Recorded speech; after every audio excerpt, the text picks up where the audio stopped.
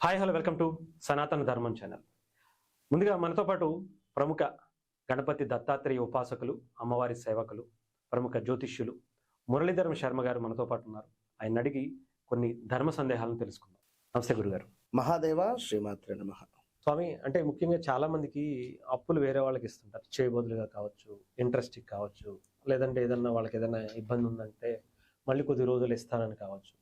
ఎవరి స్థాయిలో వాళ్ళని పట్టిస్తూ ఉంటారు. కాకపోతే తిరిగి ఇచ్చేటప్పటికి మాత్రం వాళ్ళకి మనసు ఒప్పదు, వాళ్ళకి ఇవ్వాలనే చెయ్యని అనిపించదు. ఏదో తర్వాత ఇద్దాంలే అని కొంతమంది రెగ్యులర్ చేస్తుంటారు. ఇలా మొండి బాకీలు కావచ్చు, ఇలాంటి వాటిని వసూలు చేసుకోవాలంటే ఏం చేస్తే మంచిది? ముందుగా ఇక్కడ ఒకటే మాట, ఇవాళ రేపు ఈ కలియుగంలో ఎట్లా అయిపోయిందంటే నా బాధ ఏంది అంటే, నా పరిస్థితి నిజంగానే వాడు సస్తున్నారా అన్నా కూడా డబ్బులు ఇద్దామా అంటే ఇది నిజమా అబద్ధమా అన్నట్టు అయిపోయింది. చాలా మంది వాడు నేను చస్తున్నారా నాకు డబ్బులు ఇయ్యి అంటే, అలాంటి సిచ్యువేషన్ అప్పటికి ఒక 10-20 వీడు ఫేస్ చేసి ఉంటాడు. మా భార్య కడుపుతోనుంది, డెలివరీ అయిన తర్వాత హాస్పిటల్లో ఉంది, కొంచెం డబ్బులు కట్టి ఇంటికి తీసుకువచ్చిన తర్వాత ఆమె చెవుల కమ్మలో ఏ బోర్డు పెట్టి మీ డబ్బులు మీకు ఇస్తా అని. మా భార్య బంగారం తాకట్టులో ఉంది, రేపు ఒక ఫంక్షన్ ఉంది, ఆ ఫంక్షన్కు ఆ బంగారం వేసుకొని పోవాలి, ఆ ఫంక్షన్కు మందము బంగారం వేసుకొని పోయి వచ్చిన తర్వాత మళ్ళీ తాకట్టులో పెట్టి మీ డబ్బులు మీకు ఇచ్చేస్తాడు. ఇదొకటి. రెండవది 10% ఇంట్రెస్ట్, లక్షకు 10,000 ఇట్లా ఇంట్రెస్ట్ తీసుకొని కట్టలేక ఇబ్బందులు పడి వానింటి మీదకి పోయి లొల్లులు, పంచాయతీలు. ఇవాళ రేపు ఆన్లైన్లో విపరీతం. అసలు ఆన్లైన్ అంటే గుర్తొచ్చింది, ఎంతటి దరిద్రము అంటే ఈ ఆన్లైన్లో అసలు ఇవి ఎక్కడి నుంచి వస్తున్నాయి యాడ్స్ కానీ చెప్పుతో కొట్టాలి నన్ను అడిగితే. చిన్న పిల్లల దగ్గర ఫోన్ ఉందా లేదా మన దగ్గర ఫోన్ ఉందా ఏంది అనేది తెలియదు. అది ప్రెస్ చేస్తే 100 రూపాయలు పంపు, బట్టలు లేని ఫోటోలు నీకు పంపుతా అంటది. ఇలాంటి వీడియోలు సోషల్ చక్రాలలో యువకులు బందీలు అయిపోతున్నారు. జస్ట్ అది ఇట్లా ఓపెన్ చేయగానే డైరెక్ట్ గా బట్టలు ఇప్పేసే వీడియోలు వచ్చేస్తున్నాయి. ఇప్పుడు పిల్లలు ఉన్నారు, వారికి ఏం తెలుసు ఎవరికి ఏంది అనేది? ఎంతటి దారుణంగా టెక్నాలజీ అయిపోతుంది అంటే, ఇది మనము మన బాగు కొరకు కానీ మనకు ఇది ఒక ఉపయోగపడుతుందని కానీ ఇది మొబైల్స్ కొనుక్కుంటే ఇవి చాలా చండాలంగా తయారవుతుంది.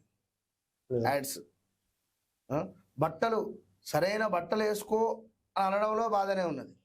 దాని గురించి దగ్గర ఒక 1-2 నెలలు పెద్ద ప్రస్తావన.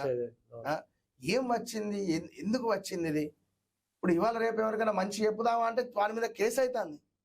మంచి చెప్తే కేసు అవుతుంది. ఎక్కడ మంచి బట్టలు వేసుకో అని అంటాం తప్పే, వేసుకోవద్దు అనడం కూడా తప్పే. శివాజీ గారు ఒక మాట మంచి విషయం చెప్పిండు, నువ్వు యాక్సెప్ట్ చేస్తే లేకుంటే లేదు. అలా ఎందుకు? ఇప్పుడు నీ గురించే అనలేదు కదా, నా గురించే అనలేదు కదా, జనరల్ గా మాట్లాడిండు. ఇప్పుడు నిన్న చిరంజీవి గారు మాట్లాడారు, క్యాస్టింగ్ కౌచ్ లేదు లైక్ అదేదో మనకు అని చెప్పి, దానికి ఇంకెవరో కౌంటర్ ఇస్తూ ఒక మాట. అరే దేనికి? అరే మీరు అనుభవించే బాధ మీరు అనుభవించుంటారు.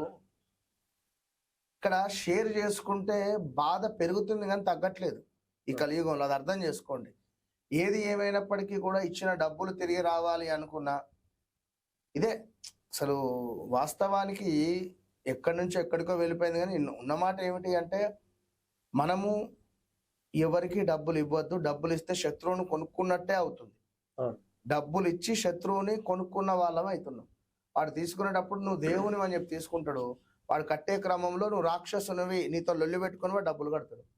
అదే ఒక సంస్థ ఒక లోన్ ఇచ్చిండ్రు అంటే బ్యాంకు కానీ ఏదన్నా వారి లీగల్ రిలేటెడ్ ఉంటుంది. వాడు సీజ్ చేసుకుంటాడా, లేకుంటే వాడు మనుషులనే పంపిస్తాడా, రికవరీకి ఎవరో వస్తారు. ఏం చేస్తావు అప్పుడు? తలకాయ దించుకొని ఉంటాయి కదా. సో అంటే ఎదుటి వ్యక్తి దగ్గర తీసుకున్నారు అని చెప్పి ఇవ్వకుండా తప్పించుకుంటే సరిపోతుందా? కాలము అనేటువంటిది ఒకటి ఉంటుంది కనుక ఏదేమైనప్పటికీ కూడా కార్తవీర్యార్జున స్తోత్రం ఉంటుంది. సో ముఖ్యంగా కార్తవీర్యార్జున ఈ పోయిన వస్తువులు కానీ ఇచ్చిన అప్పులు తిరిగి పొందే శక్తివంతమైనటువంటి కార్తవీర్యార్జున మంత్రం ఇది. సో కార్తవీర్యార్జున నామ రాజావాహు సహస్రవాన్ తస్య స్మరణ మాత్రేన హృతం నష్టంచ లభ్యతే. ఏదైతే మనం గతంలో నష్టం పోయామో అది నాకు తిరిగి పొందాలి, అనే విధంగా నమస్కారం చేసుకొని ఈ మంత్రాన్ని చేయాలి. ఒక ఇంతలా ఉండేటువంటి ఒక బెల్లము, చతురస్రాకారంగా ఉండేటువంటి బెల్లము, దానిపైన కొంత తురిమి పువ్వొత్తిని వేసి దీపారాధన, కొంత మనకు నెయ్యి కానీ నువ్వుల నూనె కానీ వేసి ప్రతి మంగళవారము ఉదయం 5:30 నుండి 6:30 లోపు మీరు సుబ్రహ్మణ్యేశ్వర స్వామి దగ్గర కానీ కుజగ్రహం వద్ద కానీ దీపారాధన చేయడం ద్వారా 43 రోజులు 43 మంగళవారాలు లేదా 18 మంగళవారాలు చేయండి. అద్భుతమైన ఫలితం ఉంటుంది. తప్పకుండా మీ డబ్బులు మీకు తిరిగి వచ్చేటువంటి అవకాశం ఉంటుంది. అంటే ఇవన్నీ అంటే మనం ఎవరికి ఏ టైంలో అంటే ప్రతి వారం చేసుకోవాలా? ప్రతి మంగళవారము 18 మంగళవారాలు అంటే ఓకే.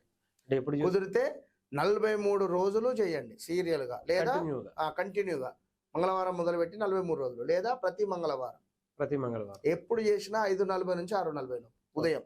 ఓకే, సరే సార్, థ్యాంక్ యూ, ధన్యవాదాలు.